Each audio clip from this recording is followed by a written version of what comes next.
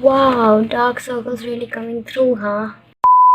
Yo, what is up, guys? It's Simran here, and well, to be honest, I should I really start this video like this? I don't know because in few minutes I'm going to be talking about murders and all, and I just don't know if it's good. I mean, okay, you know what? Never mind. We're not gonna think about it that much.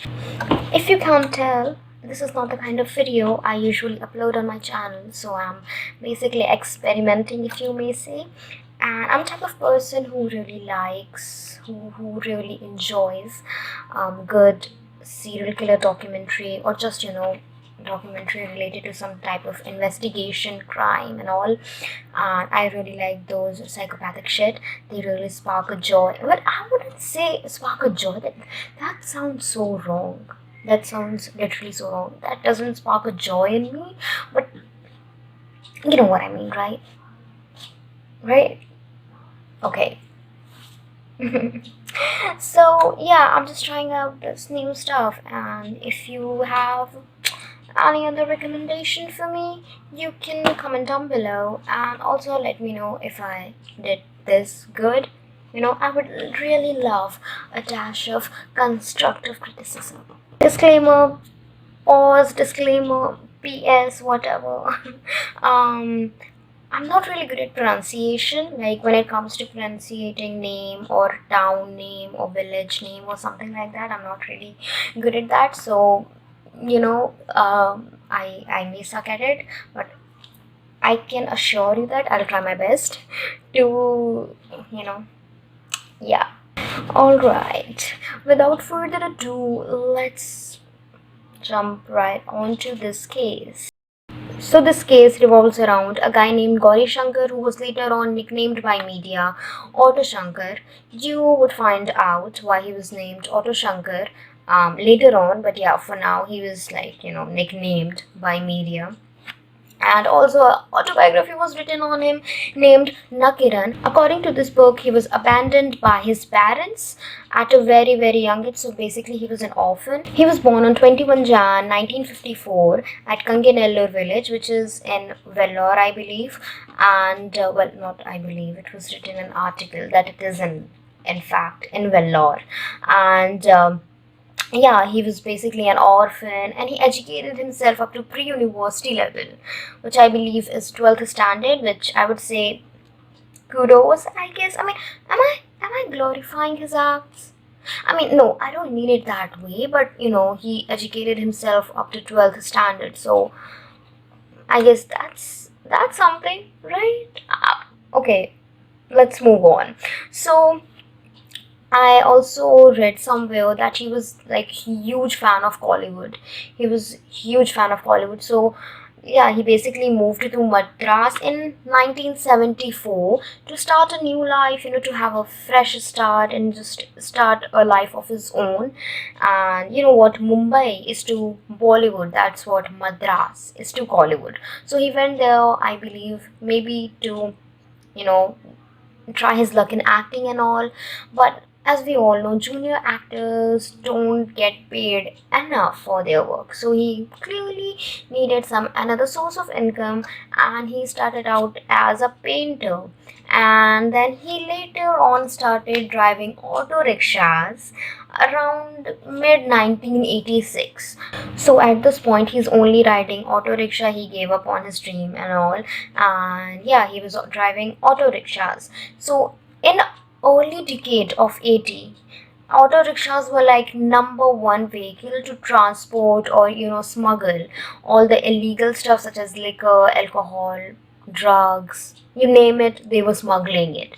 It's that kind of thing, because auto rickshaws are not you know when you think of something that okay, what can be used as a as a smuggling vehicle, you don't think of auto rickshaw, you think of a big truck, you think of a small car, you even think of a bike, maybe airplane, but you never think of a auto rickshaw, because auto rickshaws are just like so much open, and you're just like, who would do that? But they were doing it, and they were doing it pretty good, I guess. So he was earning a lot of money, he got married and kind of got settled, but he wanted more money because Why not? He decided to something really, really, really horrendous, which is basically kidnapping his female passengers and bargaining them for flesh trade. Well, what flesh trade is, I was like, this term was kind of new to me. I didn't know what flesh trade is, so I googled it. So it's basically selling them to prostitution. That's exactly what it is. So he had this gang. I mean, he trusted like these people a lot, and there were 8 people in his gang, which included his younger brother Mohan, his brother-in-law Eldon, his friend Shivaji, and Jayavelu, Rajaraman, Ravi Palani, and Param Shivam. So yeah, that was his little mischievous gang, I guess. In late 1988, over a period of 6 months, 9 girls, I believe, were disappeared from Thiruvanmiyur, and parents filed complaint because, like, my child is missing, where is she?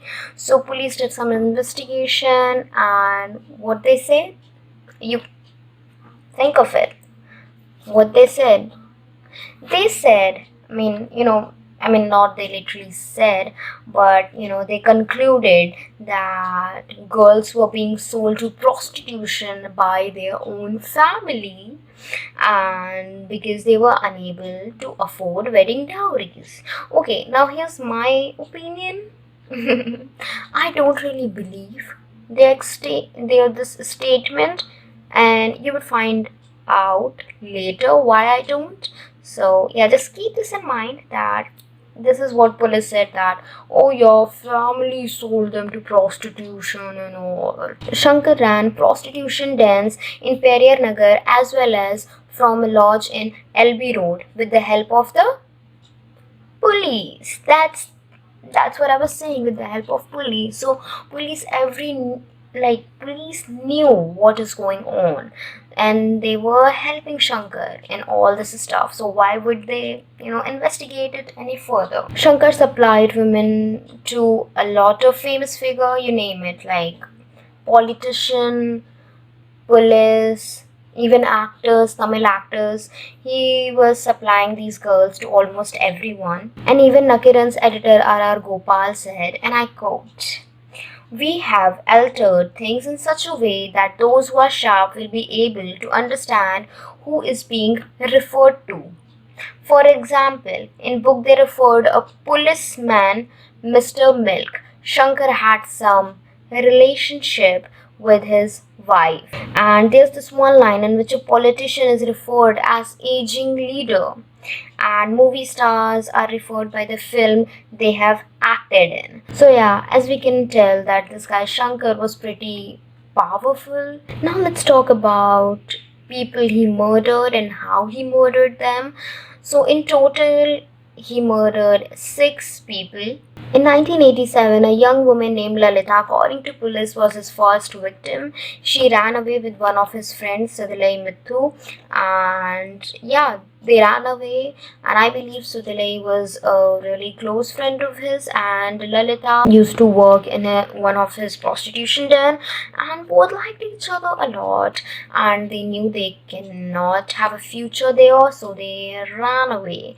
But as we know, Mr. Shankar is a pretty powerful guy, and he's a guy of resource. So he found them and he brought them back. Lalita was put to death, and her body was buried in a vacant plot, and it's not really clear how she was killed. I read a lot of articles and none of them mentioned that how she got killed, so I don't really know. But Sudhilai was burnt. His body was burnt alive. They shoved his body into, I think they half burned it, and they shoved his remainings in a sack and threw it into Bay of Bengal. Litha's body was found after 15 months. So the gang continued doing work, running a brothel and doing all that smuggling shit and illegal stuff till these 3 men arrived. Number one, Mohan, not his younger brother. This is different Mohan. And second, Govind Raj. And third, Sampath. So basically, why they approached him was because they attempted to take one of Shankar's women home from LB Road Lodge, and they got into some kind of quarrel with one of his men. So yeah, they were there to maybe sort it out or fight it out.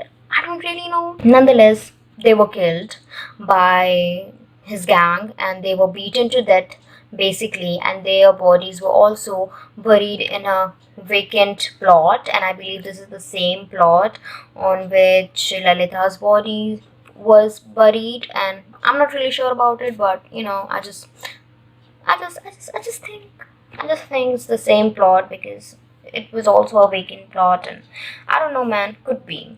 And his sixth victim was Ravi. And okay, now I'm not really sure about this guy Ravi because I read a lot of article and none of them, like most of them, didn't even mention this guy named Ravi, and some of which did, they really didn't dig into this, like why he killed Ravi. And I believe this Ravi is the same Ravi who was in his gang. So yeah, we are not really sure why he killed Ravi and how he killed Ravi and where he disposed his body, but nonetheless he killed Ravi. So parents of some of these missing people approached Governor PC Alexander because police was not doing good enough according to them. So they approached this governor like, okay, listen, help us, we can't find the children. And a new police team was formed, and in this team they added a guy named Ari from neighbor district named Tiruvanmallai, who was very well known to Shankar, like he was one of his what do you call it, secret agent. I don't know, I wouldn't call it agent, but like a inside person, if you may say. He was kind of like that. Ari was basically trying to help police this time, like, okay, I'll give you information and like please don't investigate me. After a lot of investigation, police finally found the body and they were dug out in 1988, and Shankar was arrested after he tried to abduct a schoolgirl named Subbalakshmi in front of a wine shop. And that girl informed police that, hey, listen, this guy tried to kidnap me. And after Shankar's arrest, they found a diary on his property. Now this diary is pretty interesting. It was this kind of journal, if you may say. He used to write everything in it, and every deal he ever made or anything big happened in his life, there were a lot of photographs in this. So it was kind of like exposed, if you get it, right? So yeah, they found a diary on his property which had a lot of photos of policemen of different ranks. Couple of policemen were immediately fired and most of them were sent off to a vacation, and after that they fired them. I don't really get the point, like why would you send a person to a long vacation before firing them? I mean, okay, what I think is that maybe they served, so they were like, okay, they deserve a vacation. I mean, I know they did wrong, but they deserve a vacation, and like let's just send them to a vacation and then cut up. You're investigated, you're suspended and all. So yeah, maybe that was the case. I don't really know. Here our boy, well, not our boy, but I literally just felt like someone is behind me. Fuck. So Shankar tried to make an escape from Chennai Central Prison with help of a woman. Our guy Shankar is kind of a womanizer. What can I say? A lot of women. I shouldn't be saying this, right? It's not okay. He was tracked down in Rourkela, Odisha later on and was brought back. Oh, look how the tables have turned. Who's coming back, huh? He was hanged at Salem prison along with Eldwin and Shivaji on 27 April 1995. I was reading articles and some of them mentioned that he did some good work too. I mean, I'm not trying to justify what he did, but like I'm just saying that he did some good work too, like charity, and he donated money to people and all. So he used to do all that stuff, But yeah, nonetheless, he did a lot of murder and a lot of gruesome things. So yeah, that's it for today's video. And yeah, like, let me know if it was good. I really enjoyed making it, by the way.